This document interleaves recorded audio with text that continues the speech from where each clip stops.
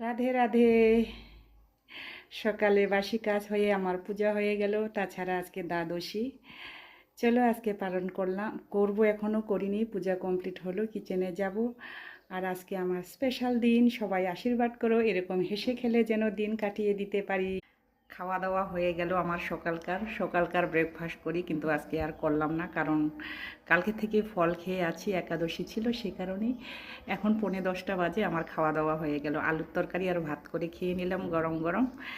এখন একটু বাজারে যাব, বাচ্চাদের জন্য একটু বাজার করে নিয়ে আসি। চলো, এখনও কল্পনাও আসেনি। ওখানে রেডি সেডি হলাম বাজারে যাওয়ার জন্য, কল্পনাও আসছে এখন। চলো আমি বেরিয়ে পড়ছি, কল্পনা রানী। রাধে রাধে। আমি এখন আসলাম, বাসন মাজতেছি।